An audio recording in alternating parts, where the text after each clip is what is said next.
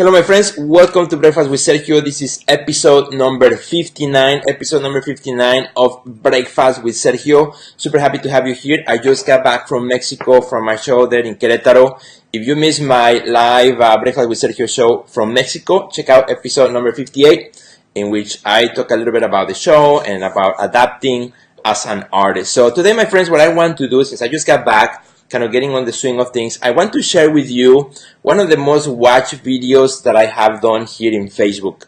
And this is a video that I did actually last year in 2017. It's about priming your day. You know, the things that you can do to prime your day in the morning, to get started with purpose and with with the vision to get things done on the day, starting with what matters to you, not what matters to everybody else. So I hope you enjoyed this episode 59. I'm going to share with you an older video from 2017 that has already around 12,000 views here just in Facebook alone. And I want to replay with you because a lot of people have been asking about it, especially as we're doing the new webinar that's called the Artist Blueprint to Short and Long-Term Progress. We talk about priming your day, and you can actually sign up for that webinar. It's free anytime at theartistnextlevel.com. Sign up, check it out. I think you will enjoy it. And now I want to share with you this video on priming your day. Hope you enjoy it, my friends, and great to see you once again here in Breakfast with Sergio. So here we go. As an artist myself, one of the things that people ask me the most, probably the number one question I get asked, and even last week as I was in a lunch, another artist asked me the same thing, is, Sergio, how in the world do you do it? You know, how in the world you get everything done? You are an artist, you have a lot of exhibitions, you're very active, you also have your own gallery, and you curate a huge art center in Chicago. How do you manage, all that? Plus, you are also an instructor at college level. You run a podcast on a weekly basis, interviewing artists, editing and posting all those podcasts, sharing them in social media. You have a family. You are a dad of 2 kids, and etc. On and on. How in the world is it possible? How could that be done and not going crazy? Well, the truth is that it is hard. It's not easy.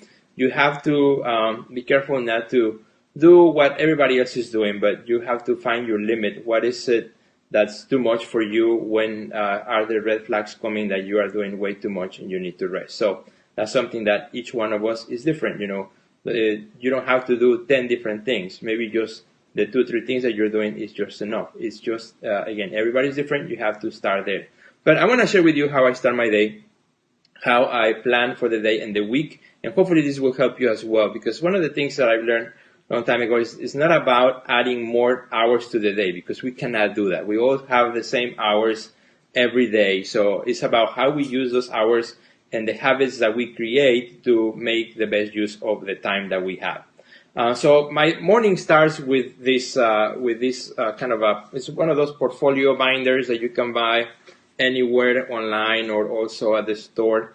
And what's inside is really what helps me organize my day and my week so that the things that matter most get done.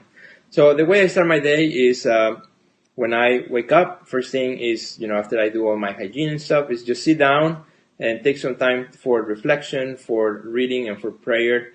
And, whatever you need to do in the morning to just kind of center yourself and get ready for the day, that's very important. Then after that, I start planning the day. The worst thing you can do is wake up in the morning, take the phone and start checking social media, Facebook, Instagram. If that's the first thing you do every morning, you're starting in the wrong way, because you're looking at what everybody else is doing instead of focusing on what you need to be doing. So stay away from waking up in the morning and grabbing your phone and let me see what my friends are doing.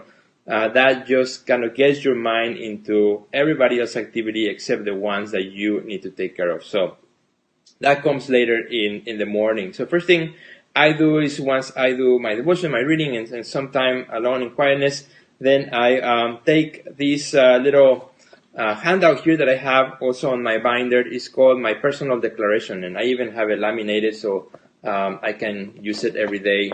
It doesn't get damaged. And a personal declaration is something that you write that tells you, reminds you of, your priorities in life, the things that matter in life, the people that matter to you in life, it's just a great reminder for you to understand, who you are, what is it that you care about, and what is it that you're thankful for on a daily basis. So I read this every morning before I look into my schedule, and just take some time to just a couple minutes to just kind of remember why am I here for, what really matters to me, what's my contribution to the world, to society, and what are the things that I care about and the people I care about. So that goes here also in my binder. Then after that, once I do that, then I go into checking the day's activity of what am I going to be working on. And for that, I use my phone. And probably most of us have apps that we use.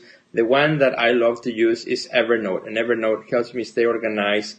I have a note in Evernote, and it has 3 categories. It has the today, this week, and then everything else, which are subcategories according to the gallery and curating and projects, etc., teaching whatnot. So only what's important for today will go in the today section. Anything that needs to be done, but is not the highest priority, will go in the other 2 categories below it. One of the problems with just making a to-do list is that you have a giant list of things to do, but you don't have priorities. So if you come up, there are apps will help you to organize it that way, or you can do it this way. You can do it on paper as well. Every morning, pick what are the 3-4 things that must get done in that day. That way, you prime your day in your mind, your focus of no matter what distractions come my way, these are the 2, 3, or 4 things that must get done today. And if I accomplish these 3 things, 4 things, then I feel that I had a great day. You don't want to overwhelm yourself with a ton of things to do. So otherwise, again, you get overwhelmed. So use something that works for you. Again, for me, it's Evernote, and it works great for me. Another thing that I have here in my binder is a notepad, and just it's a notebook that I just got at the store. Once I fill one up, I get another one, and I just put like this is Sergio version 6.0. Next one will be 7.0, etc. And this is my idea book. This is where I write down ideas, charts, sketches, things that I've learned throughout my day. I believe that as artists, we need to always be learning and continue in a learning process. So things that I learn, I write them down so that I don't forget about them. And I put actually a little sticky tab here on the page that I'm in right now.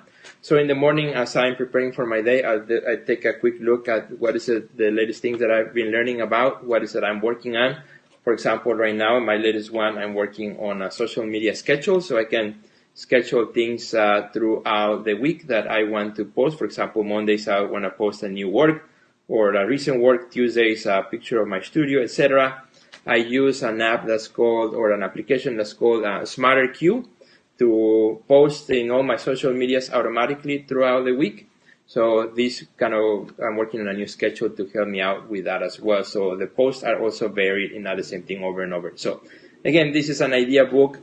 For you, it might be your phone or your iPad or whatever it is, but it's a great idea to have something where you are constantly flushing ideas, writing down the things you learn so that you can apply them and improve your performance as well in whatever area of life that you want.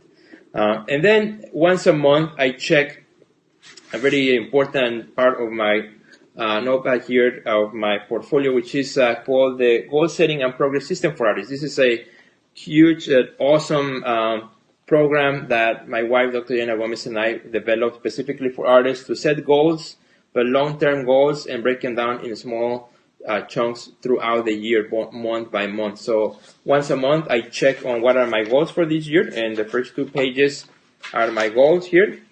And then every month, there's a sheet in which I write and I look at how am I doing with those goals. Do I need to change? Do I need to adapt? Am I making progress? I'm not making progress. How am I doing on that? So that way, as you plan your day, you are planning it not just what happened today, but you're planning in the context of what's your bigger goals for the entire year. This is absolutely free. You can download it in the link below. I'm going to post it in the link below so that you can download the Goal Setting and Progress System for Artists. If you don't have it, you don't have to start this in January. You can start at any time. It's a great way to get yourself organized. So that's how I do it, my friends. Every day, that's how I start my day.